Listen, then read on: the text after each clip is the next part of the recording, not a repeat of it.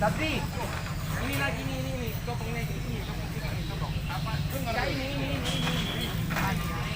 Ambil dulu topong itu.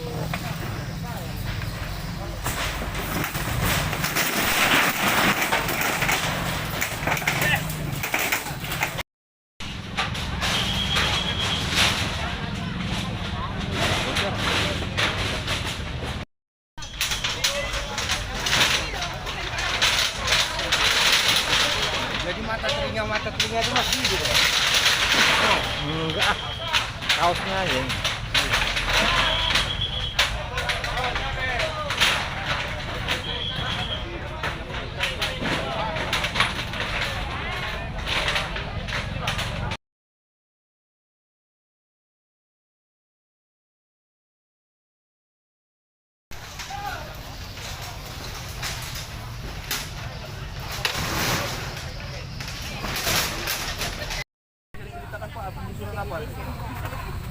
Ini sebetulnya bukan pengisi. Yang akan melakukan penanganan terhadap pelanggaran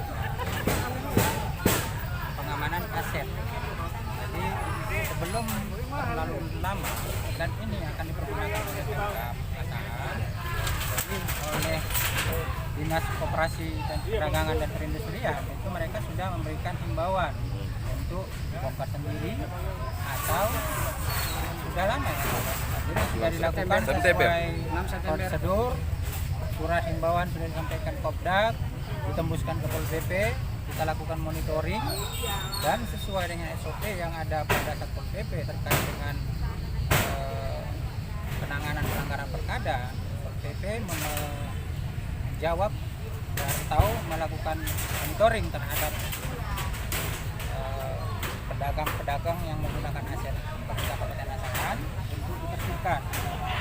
Jadi kita juga Pol PP sudah memberikan himbauan ya, sejak 6 September 2022 dan itu jangka waktunya itu adalah pertama 7 hari, itu 7 hari lagi dan baru 3 hari berikutnya. Kita lagi tenggang waktu. Namun pedagang tidak mengindahkan. Pada hari ini 6 Oktober kita lakukan penertiban. Jadi bukan pembongkaran. Untuk mengembalikan aset pemerintah Kabupaten Asahan kepada yang sudah diamanahkan kepada Dinas Koperasi dan Perdagangan. Jadi sekali lagi kami bukan melakukan pembongkaran. Kami melakukan penertiban. Caranya mau dibangun apa dari Pemkab? Kalau terhadap tindak lanjut setelah penertiban ini, Satpol PP itu menyerahkan kepada Kopdak. Jadi kami hanya melakukan penegakan perda karena membangun bangunan di ruang di daerah milik pemerintah Kabupaten Asahan tanpa izin, itu kata kuncinya. Gini Pak, yang tadi dikatakan membangun satu bangunan di ruang publik milik pemerintah. Sementara yang di sini, sementara di tempat-tempat lain kok tidak ada tindak lanjut seperti ini Pak. Terkesan diskriminasi terhadap para pedagang. Ini kan terkait dengan bangunan yang berdiri di atas milik pemerintah Kabupaten Asahan. Tidak di milik orang lain. Kami kan tidak punya kewenangan untuk melakukan penertiban itu.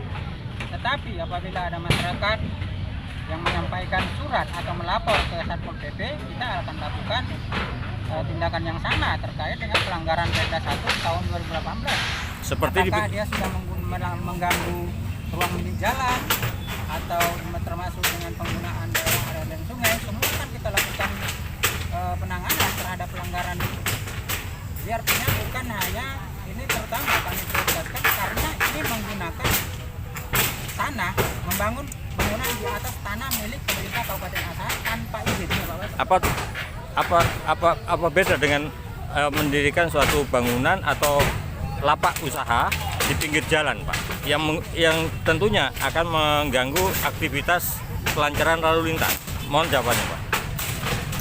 Ini itu terkait dengan daerah bangunan di atas di Rumija ya, ruang milik jalan. Itu juga sudah kita lakukan memberikan himbauan seperti di Jalinsum, tetapi sampai dengan saat ini kita belum dapat kita terus melakukan koordinasi terkait dengan penggunaan Rumija ya, dengan Balai Besar Jalan ya, Balai Besar Jalan, dan kita akan melakukan tindak lanjut nanti. Seperti yang di jalan-jalan protokol Pak, inti kota. Ya. Contohnya seperti jalan Diponegoro dan daerah-daerah lain.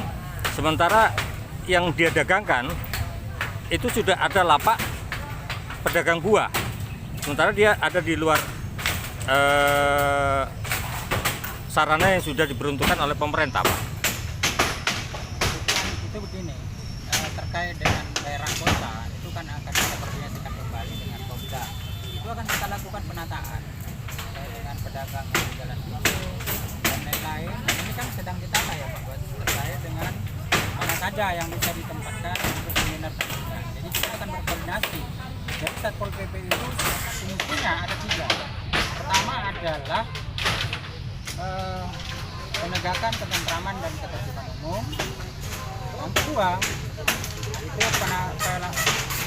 penanganan terhadap pelanggaran perda dan perkada. Yang ketiga memberikan perlindungan masyarakat kepada masyarakat asahan. Jadi ini yang kami tegakkan. Dan kami sudah melakukan ini sesuai dengan SOP yang sudah dimiliki oleh Satpol PP. Pak, untuk data ada berapa warung Ibu yang ditertibkan? Yang ditertibkan hari ini ada 13 warung. Ada 13 warung. 13 warung. Dan mudah-mudahan alhamdulillah sampai dengan saat ini kita lihat masih kondusif, tidak ada yang melakukan penolakan. Bukan perlawanan, penolakan terhadap kebijakan. Jadi ini untuk apa? Lokasi ini untuk digunakan apa tadi? Ini kan saya sampaikan tadi, penanganannya terhadap aset yang telah kami tertibkan itu terserah diserahkan kepada pengelola dinas koperasi dan perdagangan kementerian ya. Ya Pak Masuki, untuk apa ini lokasi? Rencananya untuk Jasera, pengembangannya itu adalah dikembangkan oleh pihak ketiga oleh swasta. Jadi semuanya itu sudah ada izin, kemudian juga melalui KPKNL sudah juga diuji tentang sewanya udah. Jadi tentang hak sewa juga sudah dikeluarkan KPKNL, sudah ada SK Bupati, kemudian Bupati juga sudah mengizinkan bahwasannya ini akan menjadikan Jasera. Pak Camat, dalam masalah kayak gini Pak, apa dampak terhadap masyarakat khususnya di masyarakat Kecamatan Kisaran Timur yang selama ini berdagang di lokasi jalan ini dengan adanya penggusuran ini Pak? Ya, terima kasih. Jadi pada hari ini mungkin di awal untuk dampak untuk penertiban pedagang yang ada di lingkungan 1 Kelurahan Kisaran Langit, Kisaran Timur untuk bisa menertibkan dagangannya. Tetapi nanti ke depan apabila nanti apa sampai dengan Skopdak tadi itu untuk lakukan Jasera, maka pedagang itu akan kita mediasi kepada pengembang untuk dapat ikut berdagang kembali di tempat Jasera ini. Terima kasih Pak.